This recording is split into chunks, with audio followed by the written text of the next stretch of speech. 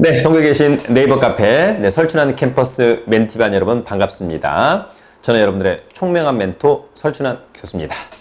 오늘도 저의 저서, 부동산 경매 처음 공부, 부동산 경매 처음 공부.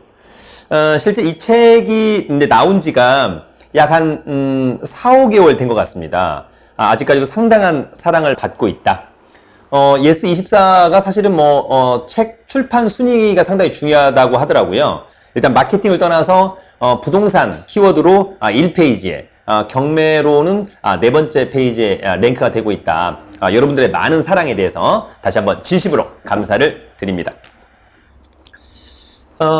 가장 공신력 있는 강의를 지향합니다.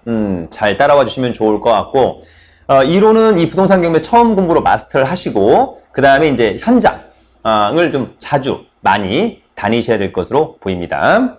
자, 오늘은 3교시, 주택임대차 보호법과 상가건물 임대차 보호법 페이지 168페이지를 봐주시기 바라겠습니다.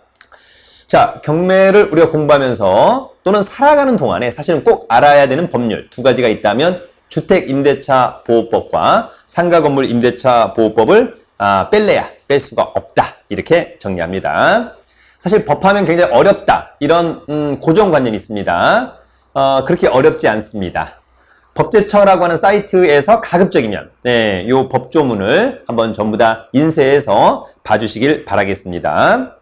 더불어서 집안의 품격, 법전이 있느냐 없느냐라고 하는 점, 혹시 거실에 소법전이나 대법전 정도는 하나 정도 있어야 되지 않을까 이런 생각이 듭니다. 그래서 관련된 법률, 주택임대차 보호법, 상가건물 임대차 보호법, 또는 민법, 또는 민사집행법 이런 법조문을 좀 심심할 때마다 한 번씩 읽어주는 습관 중요하다 이런 생각이 듭니다. 사실은 이 주택임대차 보호법과 상가건물 임대차 보호법이 왜 생겼을까? 과거에는 이 임대차와 관련된 부분이 민법에서 규율하고 있었다. 여전히 규율하고 있습니다. 그럼 어떤 문제가 있길래? 가장 대표적인 부분이 있습니다. 여러분, 우리가 예전에 이 주택임대차 보호법이나 상가건물 임대차 보호법이 없었을 때 아파트가 있다. 임차인하고 임대인이 계약기간을 맺고 살고 있어요. 2019년 1월 1일부터 2020년 12월 31일까지 2년 동안 임대차 계약을 맺었다. 그런데 이 임대인이 기존의 임차인 승계특약 없이 또 기존의 임차인 전세권 등기 없이 이 아파트를 제3자한테 팔았다. 설춘환이한테 팔았다. 설춘환이 2019년 6월 10일 날 이를테면 소유권 이전 등기를 하였다. 소유권자가 된 거 아닙니까? 그리고 소유자가 된 설춘환 기존의 임차인한테 한 10일 줄 테니까 나가라. 임차인은 어떻게 해야 될 것 같습니까? 기존에 이런 임대차 보호법이 없었다. 민법상 임대차만 있었다. 그러면 나가라면 무조건 나가야 됩니다. 이거 어떻게 이렇게 살아가냐. 너무 불안정하다. 임차인들. 그래서 임차인들이 기존의 임대차 계약과 관련해서 기간과 보증금 보호받을 수 있는 제도를 만들자. 그래서 만든 게 바로 주택이라면 주택임대차 보호법을, 상가라면 상가건물 임대차 보호법을 만들었다. 이렇게 정리하시면 좋을 것 같습니다.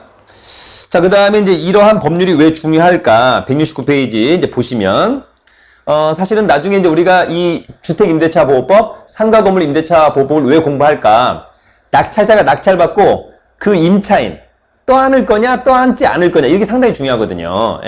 그러면 선순위 임차인 떠안을 수 있다. 후순위 임차인 떠안지 않는다. 이런 부분 굉장히 중요합니다. 그래서 여러분, 임차인의 어떤 그런, 대항력, 언제 생기느냐. 171페이지 보시면 대항력이라고 하는 게 있습니다. 임차인의 대항력은 뭐냐면, 임차인이 새로운 소유자에게 기존의 임대인하고 맺었던 임대차 계약을 승계, 즉 떠안으라고 주장할 수 있는 권리. 이걸 우리가 대항력이라고 하는 건데, 대항력은 여러분 암기하셔야 됩니다. 점유와 전입신고 다음날 0시에 발생한다. 이렇게 정리합니다. 맨 밑에 보시면 임차인 이윤창, 점유 4월 5일, 전입신고 4월 5일, 대항력은 4월 6일 0시. 신선의 점유 6월 5일, 전입신고 6월 9일, 대항력 6월 10일 0시. 박주희, 점유 8월 19일, 전입신고 8월 17일, 대항력은 8월 20일 0시. 점유와 전입신고 중 늦은 날, 둘 중에 늦은 날, 다음날 0시에 대항력이 생긴다라고 하는 점 꼭 좀 기억해 두시면 좋을 것 같습니다. 자, 그러면 여러분 여기서 간단하게 점유라고 하는 개념은 뭐냐? 점유는 살고 있어야 되느냐? 아니면 짐이라도 있어야 되느냐? 필요 없습니다. 필요 없다. 그죠?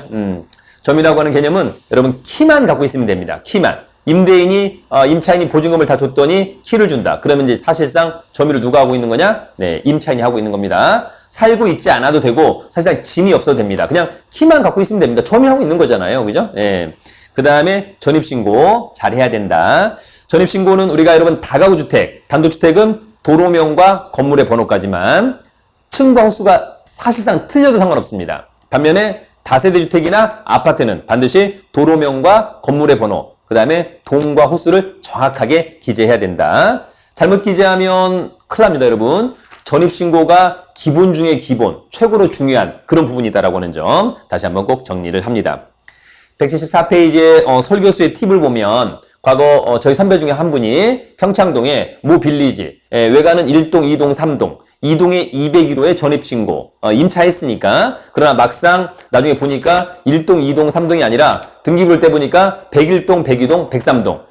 외관을 보고 절대 전입신고하면 안 됩니다, 여러분. 반드시 원래는 건축물 대장, 그러나 이제 건축물 대장에 근거해서 등기부가 나오니까 통상 그냥 등기부대로 전입신고를 해도 특별히 문제는 없을 것으로 보입니다. 여러분, 임대차 보호법 그렇게 어렵지 않습니다. 네, 기본만 제대로 이해하면 좋다라고 하는 점 정리합니다. 저희 이번에 유튜브 설춘환 캠퍼스가 3,300명을 돌파했습니다. 저는 가장 공신력 있는 강의로 유튜브를 더욱더 알차게 채우도록 하고, 조만간 다른 패널들을 또 활용해서 매주 월요일과 목요일 날에는 저의 저서 부동산 경매 처음 공부를, 다른 요일에는 다른 또 유익한 정보를 지금 준비 중에 있습니다. 앞으로도 많은 사랑을 부탁드리겠습니다. 궁금한 사항은 저희 네이버 카페 설춘환 캠퍼스에 질문 올려주시면 최선을 다해서 답변을 드리도록 하겠습니다. 여러분 화이팅!